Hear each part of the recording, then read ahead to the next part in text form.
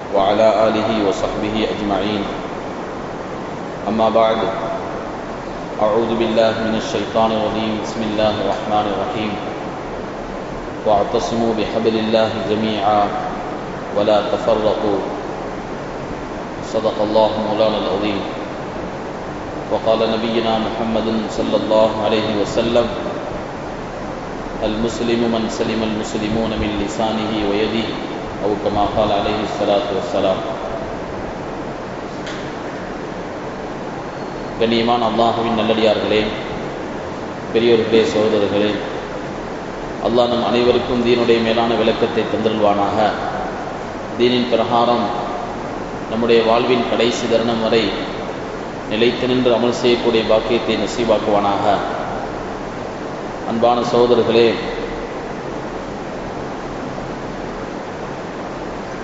இந்தியாவில் வாழக்கூடிய முஸ்லிம்களின் நிலை, சமுதாய நிலை, சமுதாயம் எத்தகைய ஒரு நெருக்கடிகளுக்கும் அடக்குமுறைகளுக்கும் உள்ளாக்கப்பட்டு கொண்டிருக்கின்றது என்பதை நாம் அறிந்து கொள்வதும், அது பற்றிய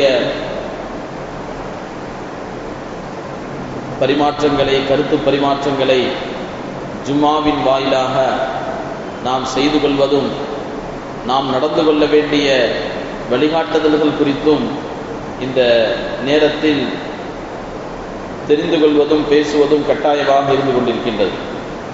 அன்பான சகோதரர்களே, பெரியோர்களே, இந்தியாவில் பல்வேறு அடக்குமுறைகள் குறிப்பாக சிறுபான்மை சமூக மக்களுக்கு எதிராக நடந்து கொண்டே இருப்பது என்பதை நாம் அறிந்து வருகின்றோம். பாராளுமன்றத்தில் நிறைவேற்றப்படக்கூடிய சட்டதிட்டங்கள், அவை இந்திய அரசியல் சாசனம் என்ன உரிமையை நமக்கு தந்திருக்கின்றதோ, என்ன வாக்குறுதி நமக்கு தந்திருக்கின்றதோ, அதை நீர்த்து போக செய்யக்கூடிய வகையில் சட்டங்கள் இயற்றப்படுகின்றன. அரசியல் சாசனம் நமக்கு என்ன உறுதிமொழி தந்திருக்கின்றது? இந்த இந்தியாவில் அரசியல் சாசனத்தின்படிதான் ஆட்சி அமைப்புகள் நடந்து வரும். இந்த அரசியல் சாசனத்தில் மதசார்பற்ற நிலை இருக்கும். மதத்தின் அடிப்படையில் யாருக்கும் எந்த பாகுபாடும் காட்டப்பட மாட்டாது. சமத்துவம் உங்களுக்கு தரப்பட்டிருக்கும். எல்லோரும் சமமாக சம உரிமைகள் தரப்படக்கூடியவர்களாக இருப்பார்கள் என்ற இந்த வாக்குறுதி தான் அரசியலமைப்பு சட்டத்தில் நமக்கு தரப்பட்டிருக்கின்றது. அந்த அடிப்படையில் ஆட்சி அதிகாரங்கள், அரசு ஏற்படுத்தக்கூடிய சட்டங்கள் எல்லாம் நடந்து வந்தால் எந்த பிரச்சனையும் இல்லை. ஆனால் தொடர்ந்து மத்தியில் ஆளக்கூடிய அரசாங்கம் எத்தகைய அடக்குமுறையான சட்டங்களை ஏற்றி வருகின்றன என்பதை நாம் ஜும்மாவின் வாயிலாகவும் பிற உரைகளின் வாயிலாகவும் அடிக்கடி பேசிக்கொண்டுதான் வருகின்றோம். ஒரு பக்கம் முத்தலாக்குடைய சட்டம், அது முற்றிலுமாக மார்க்கம் சார்ந்த சட்டம். மார்க்கத்திற்குள்ளே, முஸ்லிம்களுக்குள்ளே நடக்கக்கூடிய பிரச்சனை, அதில் மூக்கை நுழைத்துக் கொண்டு முத்தலாக்குடைய சட்டத்தை நிறைவேற்றியது. குடியுரிமை பிரச்சனைகளை ஒரு விதமான பதட்டத்தை ஏற்படுத்துவதற்காக CAA போன்ற சட்டங்களை இயற்றியது. அதுபோல முஸ்லிம் சமூகம் பெரும்பான்மையாக வசிக்கக்கூடிய இடம் என்பதற்காக கண்ணை உறுத்தி கொண்டே இருந்தது காஷ்மீர்.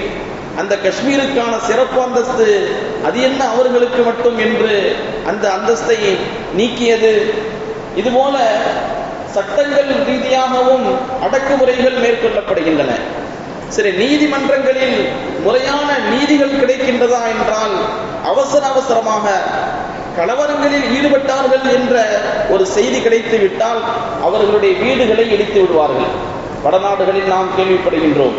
காஷ்மீருடைய மாநிலத்தில் இராணுவமே வீடுகளை இடித்த சம்பவங்களும் இருக்கின்றன.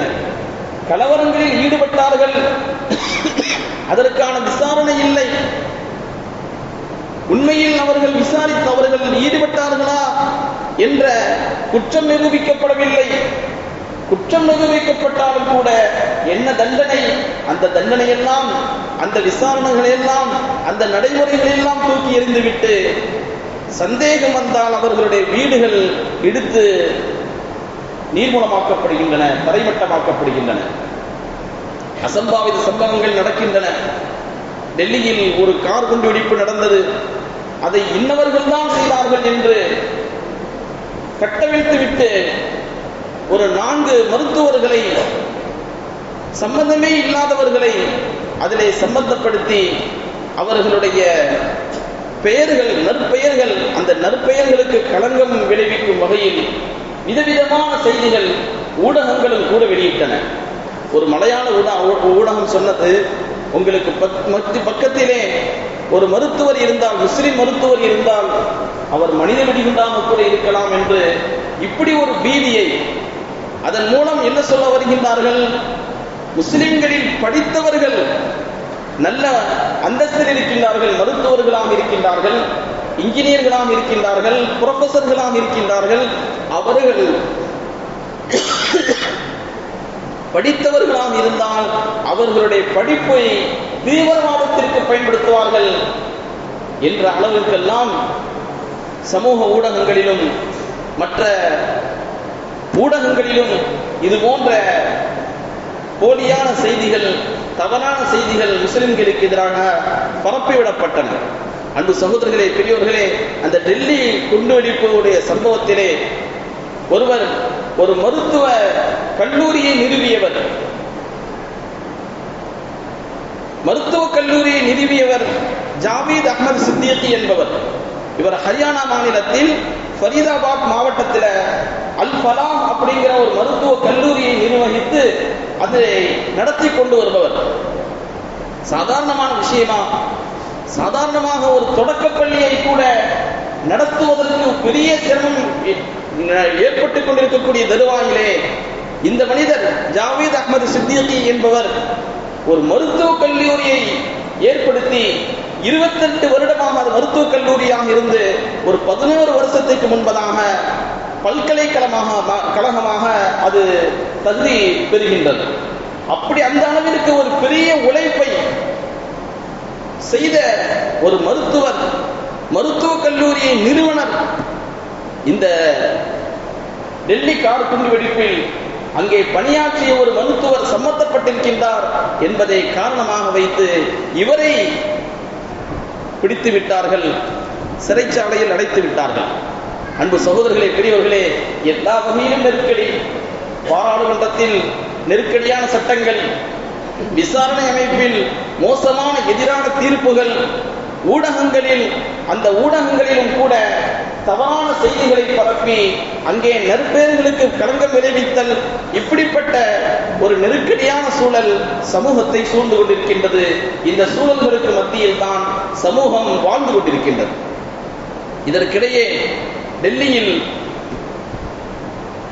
போபாலிலே ஜமியத்துல் உலமா ஹிந்துடைய ஒரு கூட்டம் நடைபெற்றது. அந்த கூட்டத்திலே மௌலானா அர்ஷத் மதனி தாமத் பரக்காத்துஹும் அவர்கள் ஒரு கருத்தை சொல்கின்றார்கள். அந்த கூட்டத்திலே சொல்கின்றார்கள், இந்தியாவில் எத்தகைய ஒரு நெருக்கடி ஏற்பட்டிருக்கின்றது என்றால், முஸ்லிம்கள் தனிமைப்படுத்தப்படுகின்றார்கள் என்றால், வெளிநாட்டிலே மேயராக கூட ஒரு முஸ்லிம் இருக்க முடியும். அவர்கள் அமெரிக்காவையும் லண்டனையும் மேற்கோள் காட்டுகின்றார்கள். அங்கு இருக்கக்கூடிய மேயர்கள் முஸ்லிம்கள். உழைப்பின் மூலம், படிப்பின் மூலம் ஒரு பெரிய அந்தஸ்தை அவன் வெளிநாடுகளில் அடைந்துவிட முடிகின்றது. ஆனால் இந்தியாவில் ஒரு பல்கலைக்கழகத்துடைய துணைவேந்தராக கூட முடிவதில்லை. அத்தகைய ஒரு நெருக்கடி முஸ்லிம்களுக்கு தரப்பட்டுக் கொண்டிருக்கின்றது என்று மௌலானா அர்ஷத் மதனி தாமத் பரக்காத்துஹும் பேசுகின்றார்கள். மௌலானா அர்ஷத் மதனி ஒரு பெரிய ஆளுமை, இந்திய உலமாக்களில் மிக முக்கியத்துவம் பெற்றவர்கள். அல்ஹம்துலில்லாஹ், அவர்களிடத்தில் கல்வி பயிலக்கூடிய வாய்ப்பு அல்லாஹ் எனக்கு கொடுத்தான். ஒரு பெரிய கல்விமான், ஹதீஸ் கலை துறையில் வல்லமை படைத்தவர்கள். அவர்களுடைய குடும்பம் இந்திய வரலாற்றோடு பின்னி பிணைந்த குடும்பம். சுதந்திர போராட்டத்தில் கலந்தவர்கள். அவர்களுடைய பட்டியலில் இவர்களுடைய குடும்ப உறுப்பினர்கள் இடம்பெற்றிருக்கின்றார்கள். இவர்களுடைய தந்தை மௌலானா ஹுசைன் அஹ்மத் மதனி ரஹ்மத்துல்லாஹி அலைஹி ஒரு பெரிய வலி, ஒரு பெரிய இறைநேசர். ஊர் ஊராக சென்று சுதந்திர போராட்டத்திற்கான அந்த பரப்புரைகளை செய்தவர்கள் மௌலானா ஹுசைன் அஹ்மத் மதனி ரஹ்மத்துல்லாஹி அலைஹி. வரலாற்றிலே எழுதுகின்றார்கள், நீண்ட நேரம் இரவுகளெல்லாம் மக்களிடம் சென்று சுதந்திர போராட்டத்திற்கான அந்த பரப்புரைகளை செய்துவிட்டு மதரசாவிற்கு வருவார்கள். அதற்கு பிறகு 12 மணிக்கு பிறகு பாடம் நடக்கும், ஹதீஸ் பாடம். மாணவர்கள் காத்திருந்து அவர்களுடைய பாடத்திலே கலந்து கொள்வார்கள். இப்படிப்பட்ட கல்விமான் மௌலானா ஹுசைன் அஹ்மது மதனி ரஹ்மத்துல்லாஹி அலைஹி.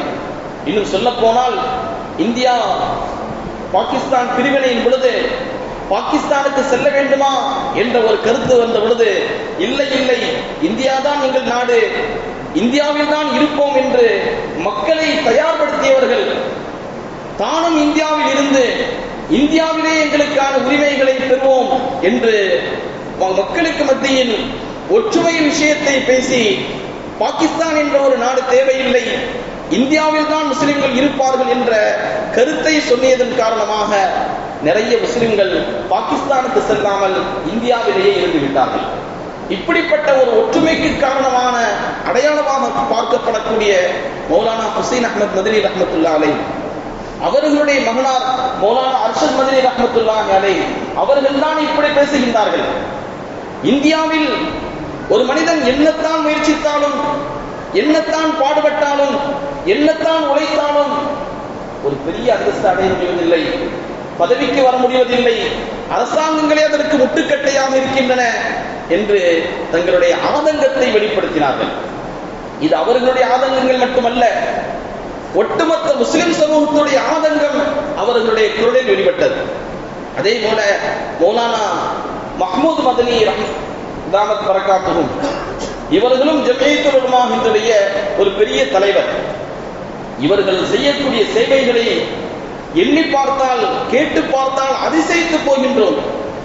ஒரு தனி மனிதர் ஒரு பெரிய அமைப்பை உருவாக்கி, ஜம்இய்யத்துல் உலமா ஹிந்த் என்ற அமைப்பை உருவாக்கி இத்தனை பெரிய சேவைகளை செய்கின்றாரா? அதுவும் இந்தியாவில் செய்கின்றாரா? எங்கே எந்த அசம்பாவிதங்கள் நடந்தாலும் கொரோனாவுடைய டயத்திலும் அவர்கள் பெருவாரியாக சேவைகள் செய்தார்கள். வெள்ளங்கள் ஏற்படுகின்றன, வடநாடுகளிலே அழிவுகள் ஏற்படுகின்றன, எல்லா சூழலிலும் களத்தில் இறங்கி மக்களை பாதுகாப்பதிலும் வழிகாட்டுவதிலும் ஒரு பெரிய முன்னோடியாக திகழக்கூடியவர்கள் மௌலானா மஹ்மூத் மதனி ரஹ்மத்துல்லாஹி தாவத் பரக்காத்துஹு. அவங்களும் அந்த கூட்டத்தில் பேசுறாங்க. அவங்க சொல்கின்றார்கள், அரசாங்கங்கள் தங்களுக்கான கருத்தை அதிகார அமைப்பின் மூலம் பெற்றுக் கொள்கின்றன. குறிப்பாக நீதிமன்றமும் கூட அரசாங்கத்திற்கு துணை போகின்றது, அரசாங்கம் சொல்வதை கேட்கின்றது என்று அவர்கள் சில தீர்ப்புகளை மேற்கோள் காட்டினார்கள்.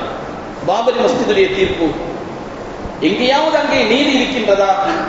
ஒருதலை பட்சமாக சிறுபான்மை மக்களுக்கு எதிரான ஒரு தீர்ப்பைத்தான் அந்த நீதிமன்றத்துடைய தீர்ப்பு என்று அவர்கள் சொல்லிவிட்டு ஒரு விஷயத்தை சொன்னார்கள். சுப்ரீம் மதிக்கத்தக்கது, மரியாதை தரப்பட வேண்டியது என்றால் அது அரசியல் சாசனம் தான். அதை காப்பாற்றக்கூடியதாக ஒரு நீதிமன்றம் இருந்தால் அதுதான் சுப்ரீம் கோர்ட் என்று உரக்கச் சொன்னார்கள். நீதிமன்றமும் கூட தங்களுடைய பொறுப்புகளை தட்டி கழிக்கின்றன.